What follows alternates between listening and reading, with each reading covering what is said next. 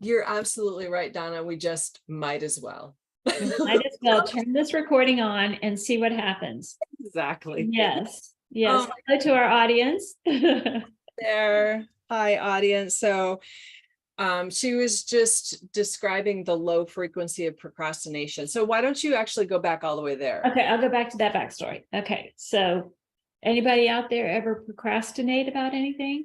How many people have things on their list and those same several things always go to the bottom of the list because you don't want to do that? Procrastination, that's our topic. And so that's why we turned on our recording. I was explaining to Bralynn that I've had several days, maybe 72 hours, where I am aware that I am procrastinating. I'm in a procrastination and I am swimming in a pool that I'm like, meh, can't get out of this. Oh, well, I guess I won't get out of this procrastination moment. And so this morning when I woke up, I was laying in bed. I love to just lay there and talk to the Lord, and just laying there. And I was just talking to him about this procrastination feeling and like going, Lord, what is it? Why? I know I'm going to recover, right? But what is it that I'm procrastinating for? Blah, blah, blah, blah, blah. And I felt like Holy Spirit just very kindly kind of like tap me on the shoulder and say, here, girlfriend, let me help you out. That's what it felt like. And he said, it's just a low frequency. Procrastination is a low frequency. So all of a sudden that made sense to me. And then as I laid there and thought about it some more, I had got another connect the dot. And I realized that most of my procrastination moments happen when I have my cell phone in my hand, open to an app where I'm scrolling. Wow. And I began to see the double whammy that results in not getting accomplished or not getting some things done that are basically pretty much on your plate to do. And some of them are things you like to do and want to do, not all, but some of them are like, yeah, I want to get involved in that. Like, I want to write more. What's the one thing that I do when I get ready to write? I procrastinate. You might call it distraction, you might call it procrastination, you might call it a mix of both, but it prevents you in the end from actually accomplishing one little step toward what you want to do. Yeah, so good. So good. We procrastinate for a lot of reasons. And there's a couple things that come to mind. First of all, the one that I talked to you about the brain science of procrastination, and that we have 4 quadrants in our brain. We literally have wiring that the 4 quadrants are, people have a tendency to have a lead. In other words, they function best in one of the 4 quadrants. And so when you're operating outside of your brain lead, your brain will start to shut down. You'll get foggier and foggier, and you'll procrastinate doing the thing, or continuing the thing, or jumping into the thing that your brain doesn't want to do because it's tired. It's when you're operating outside of your brain lead, you can literally burn 100% more energy. This is 100% more glucose and oxygen uptake into that brain. And so it literally raises the temperature of your brain. So frying your brain is actually a real thing. I mean, scientifically, they've shown this. And so procrastination in that case could be a good thing to let you know it's a trigger, like, oh, wow, I need to come back to doing something that brings me energy, that really fills my passion, and not focus on the thing that's draining me for a little while. And we have, you and I both have a client who's experiencing this. You know who this is. Yeah. So yeah, he feels very, very driven that he's got to do this thing, but yet his brain is like, no, I want to play guitar. I want to go for a walk. I want to, and so we have to pay attention sometimes, because we're aging ourselves when we don't pay attention to that. Now, okay. that's So on the good side, right? yeah. So I guess I'm applying it to self here as I'm processing this through. That is why I guess in my lifetime, I have learned that that often when I'm procrastinating, it's because I'm not thinking about the problem or the issue in the best way possible. And I say to myself this thing often, I say, okay, how could I do this in a different way? Or how could I, that project that I'm putting off, how can I make that fun? Yes, gamify it. How could I gamify it? How could I challenge, what's a mini challenge I could set for myself? Right. Sometimes that works. Sometimes it doesn't work because the mini challenge, then I'm like, no. Okay, so that in essence is what you're saying. I'm trying to move to a different brain lead, or I'm trying to operate from a different frequency or energy level. Correct. And if I'm caught in low level frequency, I have to do something that brings it up. So whether that's go for a walk first, or go drink of water, or, you know, something like that. But so that's fascinating. Thank you, Bralynn, for saying all that. I mean, that just makes sense. All of a sudden I have a connected dot. Oh, that's why to get myself out, I usually have to look at the issue from a completely different lens. You do. And I know that we've talked about this before, is doing something different with your body changes your state. So if you could get up and do 20 jumping jacks, or just get up and walk around outside when it's chilly out, or, you know, something that changes your state physically, it will help you focus and figure out what's going on in my brain right now. Why can't I function? You know, it'll help you look like from an objective point of view rather than being in the soup, you know? Right.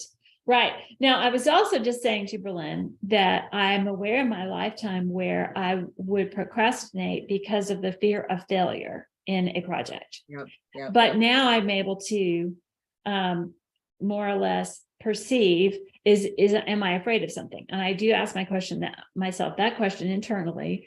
Okay, what are you afraid of? Are you not doing because you're afraid of failure? Are you not doing because you're simply having fear? You're afraid of it. In other words, you've made agreement with a evil spirit of fear, and it's keeping you from advancing. And so you have to ask and perceive some of those very tough questions. And really, to my way of thinking, you yourself are the only one that can answer that question. And so I kind of have a list that I run down mentally and ask myself those questions. If it's not fear-based, and if it is fear-based, there's a whole lot of great ways we can talk about that to get you out of agreement with fear. If it's not fear-based, it is simply because I have an opinion that I don't want to do it. I just don't want to do it. Okay. Cleaning the bathtub, for example. Seems more appealing. Right. So a mini challenge will help me. Music helps me. If I'll put on a music, or if I'll put on something I want to listen to, and then I'll say, well, while I'm doing this, I'll go do this. That will often help. Yeah. Another fear that comes up is about procrastination is fear of the unknown. Oh, that's a good one. If I start this, I don't know where I'm going. This happens with content creators a lot, and writers, and, you know, people who are creative.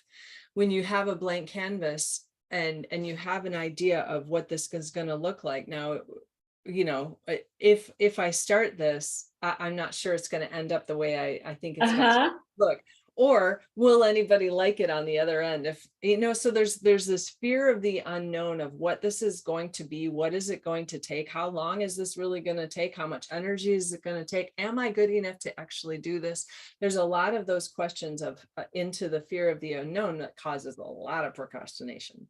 And that fear of the unknown, that fear is often a projection.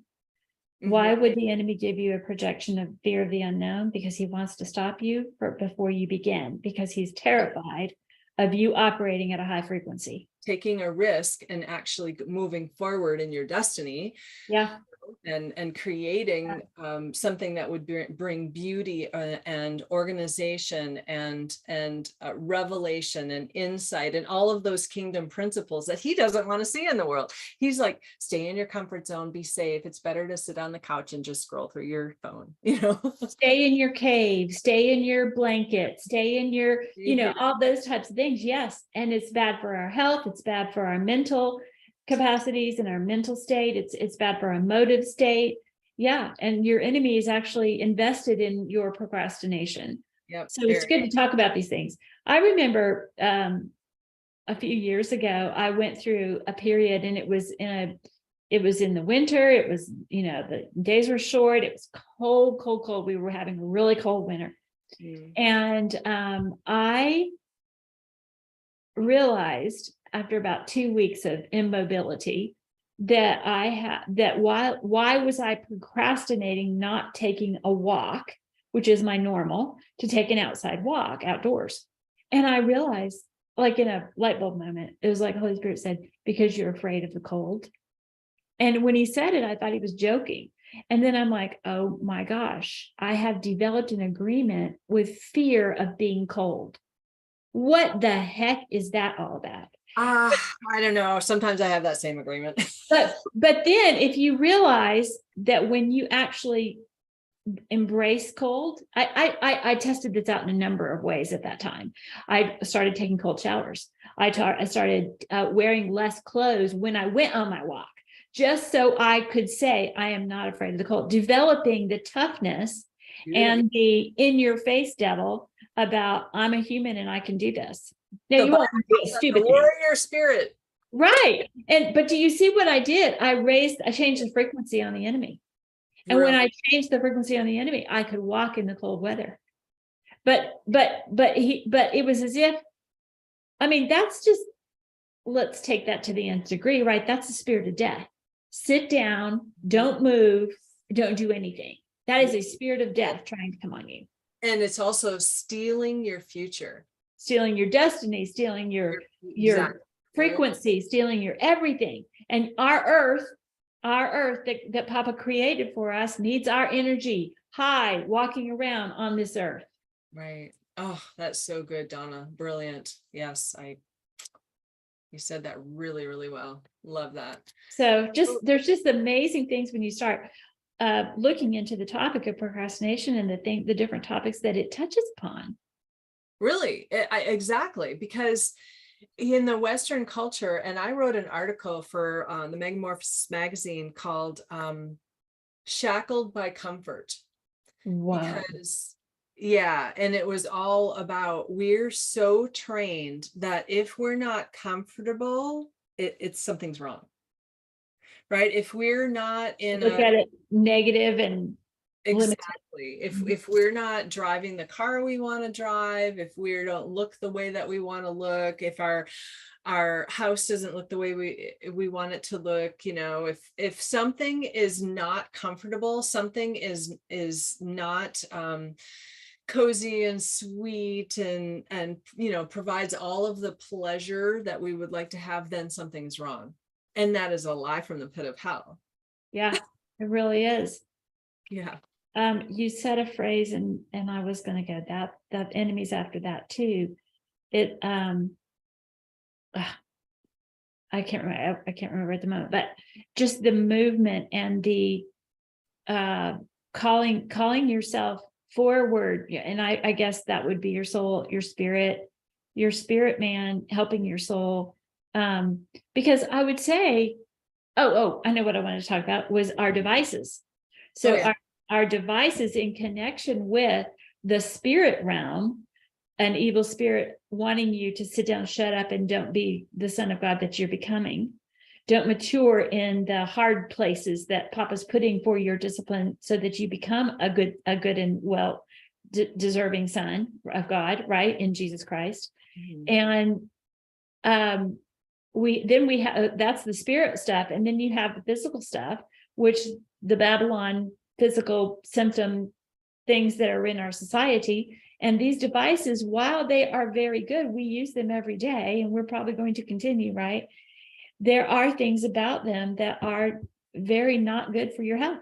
And all of that and if it's frequency-based device, you're a frequency person, you're a frequency being.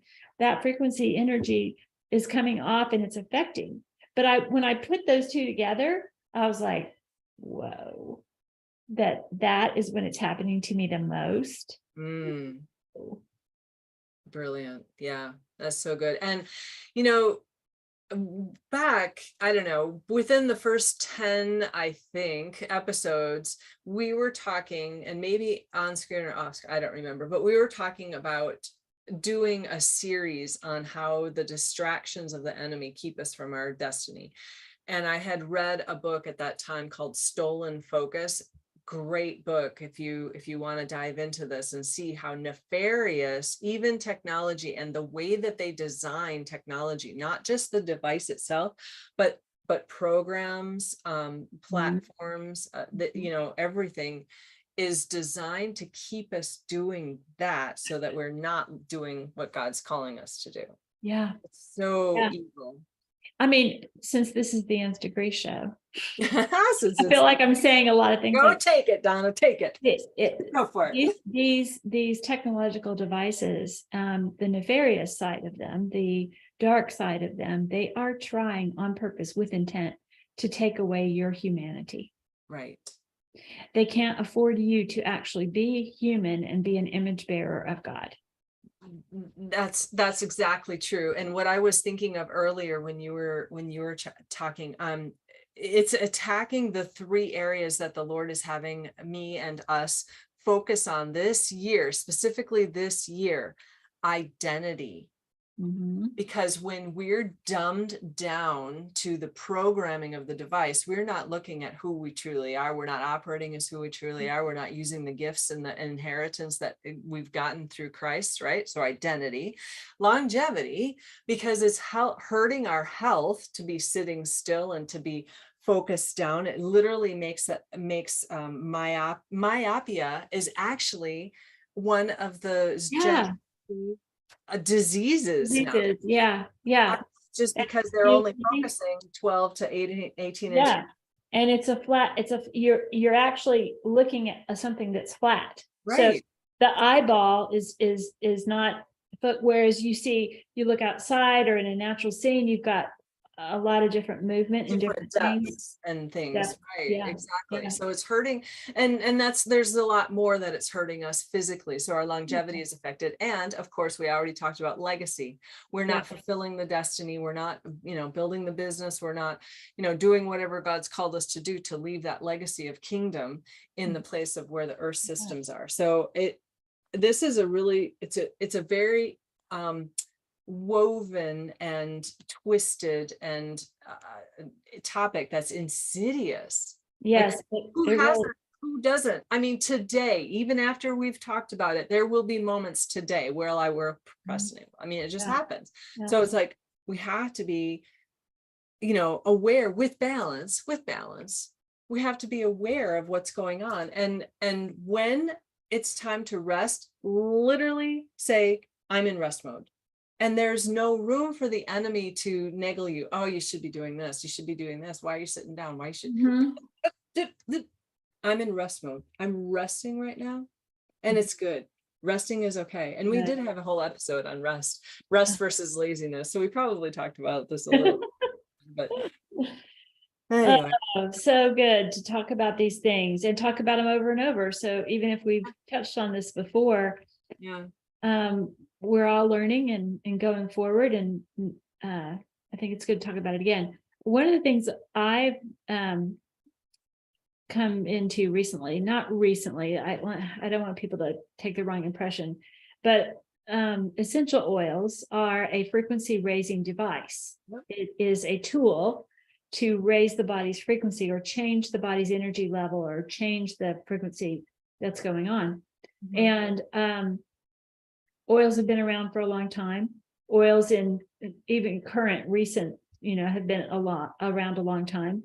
Good oils, bad oils. And it's come around, the Lord's brought it around to my life a little bit more recently. And I've started studying it again and looking deeper. And now that I'm more mature in this area of my life, I can see different things and just beginning to realize that oils in the Bible that we think they're olive oil or something like that, but the essential oils that the ancients used were very, very, very pure and very, very, very important and powerful. And they were only in plants and growing things. So it's the energy vitality of those plants that we're making use of because Yahweh grew them for us on planet Earth. Okay, all that to say, if you're curious about that, ask us some questions. There's a book I'll tell you about. But anyway, I've started using some of the essential oils, whether diffusing or putting them on the body, or to help change my frequency. And when I had this recent procrastination stuff, this is kind of how some of this started in my mind. I was like, well, Lord, now that I'm looking at these oil things again, what oil is there that would be helpful here? And there's a lot out there. I mean, it's a vast field of things that you can learn, and they do help. I'll just give you my testimony. They do help. I have citrus in my water right now, but if you're going to ingest it, make sure that it's a certified therapeutic grade, very pure. Yes, and you don't want to ingest something you buy off the shelf at Walmart. No, Make sure it or doesn't. Even at the health food store, I think. Yeah. So yeah, do some research. Don't just jump out because you heard it's a podcast or you heard a show, and Right. Yeah, go do some research. If it says for aromatic, or some of them say don't put directly on your skin, you have to use it to carrier oil. There's just pay attention. That's all I'm saying. Yeah. It's a definite field, but I think the connect the dot for me was to realize that essential oils were so important to health and stability of emotions in the ancient times, that all four gospels have the accounts of women applying essential oils to the body of Jesus while he was still alive. And most of those, and not all of them happened in that 1 week before the crucifixion, but several of those times are accounted for in that. And if you think about what his body was about to go do, hang on the cross for us and undergo the scourging of the cat o' nine tails and all that, then the frequency and the things that those essential oils, and they were expensive at the time, that were applied to his body, literally were a grace for him to engage what his assignment was there for us.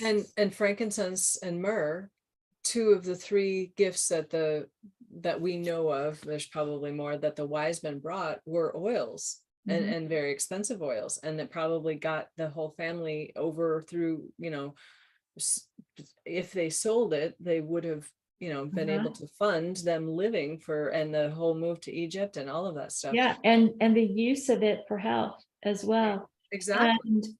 And I had another thought about that too. And in the temple, the incense that was used in the temple were essential oil incenses. And so they were aromatics that helped you engage the spirit realm. Right. And we have so lost this thought of the assisting aids that Papa put in the earth to help us connect to him. Right. That we poo-poo the idea, or worse, we have businesses that are trying to duplicate it with chemicals instead of using the vitality of essential oils in the plants that they come from. That's good. So yeah, just putting some in a diffuser, or even just, putting a little here, that procrastination, you can get focus. And I know that there are oil blends that are specifically for focus, and you can put them on your temples, you can put them on the back of your neck, and it will help you focus. I want to come back to what you said about shifting your frequency and shifting your mood, because there is an instance where David had been mourning his son for 30 days. And then when that time was over, he got up and he put on scented lotion. Like, I'm shifting my frequency. I am no longer in the ashes and sackcloth of mourning. I'm cleaning up and I'm putting this good smelling stuff on, because this is my next. And it's funny because I think in some translations it's translated as he washed his face. Well, we think of turning on the faucet and washing with clear, pure water. Think about what it means to go wash your face. He had to find a source of a river. It had to be close enough within walking distance. He had to have a help bringing it in. His servants probably would have brought it in. Could be. But you think about how washing, even just the act of washing your face, which is why in ancient times they did so much with oils, because those oils were antiseptic. They were very purifying. They were cleansing often, because the tap running the water wasn't available like that, like we think in our modern day. So I know these things sound elementary sometimes when I say them out loud. I'm like, oh, Donna, that's so elementary. But at the same time, it might help you to connect the dot. Oh yeah, like one of those oh yeah light bulb moments. Exactly.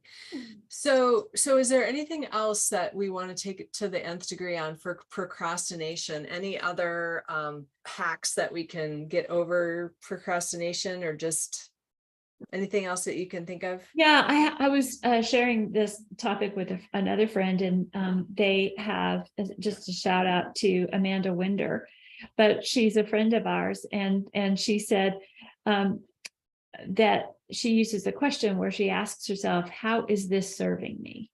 Mhm. And that's a great clarifying question. As I sit on my couch and do the scroll thing, how is this serving me when you realize I've been here for 25 minutes? And how is this serving me? And to really get gut honest with that question, that will perhaps change the brain frequency or the path of the thought that is firing, right? To be a disruptor so that you can make a change. Yeah, that's good. Another a question that I ask is this really what I'm supposed to be doing right now? Because even if I'm keeping on task with what Holy Spirit is moving me on in my business, and I'm pretty disciplined to do those kinds of things. If I'm not, that's the question that I go to. I'm like, oh, Holy Spirit. And especially when I've got a whole big to-do list, where do you want me to start? And I start on one thing and I'm like, is this right?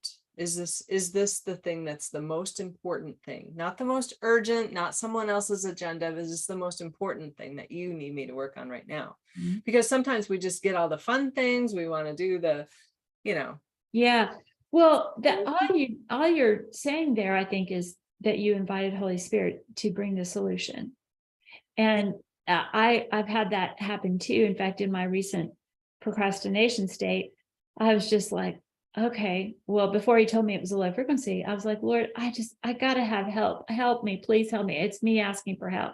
And as I was saying that about the procrastination problem, I had a vision and I saw myself taking every single thing off this desk and putting it over here on my couch and not putting anything back on.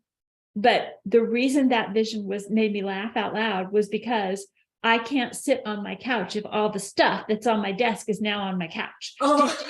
I can't sit there and procrastinate. So I just thought that was so, it was enlightening and a little refreshing, in a like a whiff of fresh air there. I was like, oh, I should actually do that to break this pattern. Oh my gosh, so good. Well, you just moved in, so you can't be in too much of a dusty mess. Like some things, if you haven't dusted back behind the computer, and yeah, I know, right? probably not into that mess yet. So not yet, but there are piles. Let me tell you, there are piles on this desk. yeah. Anyway, yeah, that's good. So I hope that this served you, audience, as far as understanding what procrastination is, understanding that it's the tool of the enemy, and also having some ideas on how to shift yourself out of procrastination and why should you even care. I hope that we took it to the nth degree as far as anything that could help you out in those areas so that you can really pursue your identity and your legacy and, of course, longevity. So those are just my three. Those are the words for my business for this year. We never did talk about that. What is your word for this year, Donna? Well, I've been asking the Lord about that, and I have a couple of words, and I don't know that I want to share them quite yet. One of them, because I don't have a full understanding of them yet, but one of them is the word salt. Salt. Oh, okay. Yeah. So I want to hear the revelation of that. That'll be really good. We'll do an nth degree. Yeah, I may have to be writing about that on my blog. So there you go. There you go. Yeah. My personal word for this year is reimagine. Mm-hmm. So almost anything I can look at and say, okay, how am I to reimagine this? what needs to be reimagined to bring kingdom here or bring heaven to earth in this area. You know, how there's just so many things that could be reimagined. And so I'm like, yes, God, that works. Like, oh, Yes. your camera needs to be reimagined right I there. know, right? Yeah, got to work on that. All right. Well, I think we took it to the Nth Degree. I think we So- did. All right, you guys. So thank you so much for supporting the show by liking and sharing and subscribing. And we love to hear your comments. We still need to do a show on comments, don't we? Yeah. Okay, well, it'll come. Thank you so much. We'll see you next time. And until then, take it to the Nth Degree.